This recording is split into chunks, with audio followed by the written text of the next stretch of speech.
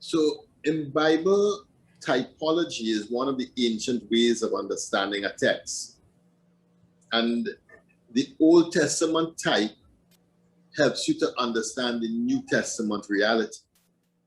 And here we could look at Joseph, the patriarch, as the Old Testament figure. This is a type of Saint Joseph. A type is a way of seeing more fully the reality that emerges in the New Testament. So Moses is a type for Jesus. Elijah is a type for Jesus. By looking at Moses, you start to understand the life of Jesus. Moses goes up the mountain and delivers and receives the law. Jesus goes up the mountain and gives the law, the Beatitudes. Moses goes up the mountain, and when he comes down, his face is shining. Yeah. Jesus goes up the mountain, and everything in him is glistening, whiter than snow, whiter than any earthly creature can make. Right. So Old Testament type is fully realized in the New Testament reality, which is always superior to the Old Testament type, which is a figure pointing to the reality. This is how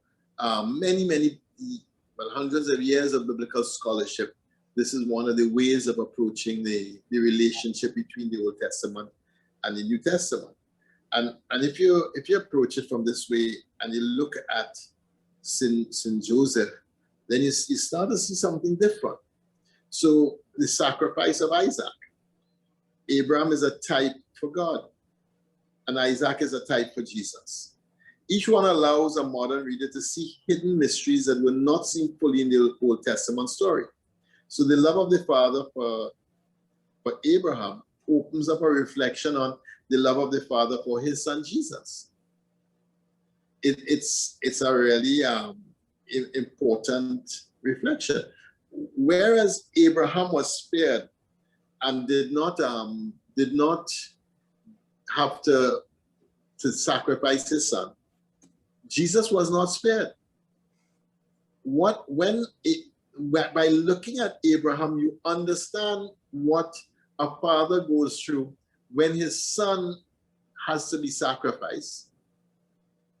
By looking at Abraham, you start to understand what God, whose love is perfect, must be going through when his son was sacrificed. That, I think, one of the things that we speak about in terms of reading scripture is taking the role or the part of one of the characters in scripture.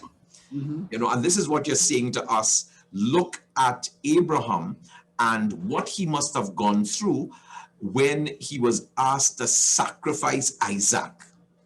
Yeah. And therefore compare that with what God the Father went through, having to sacrifice Jesus. And hear this, Jesus was sacrificed. Yeah. He wasn't spared. And the thing is, if you understand the typology, then without Abraham, we might not ever think about God's sacrifice of Jesus. Because of Abraham, we are led to think about what was God's agony during the crucifixion. Yeah.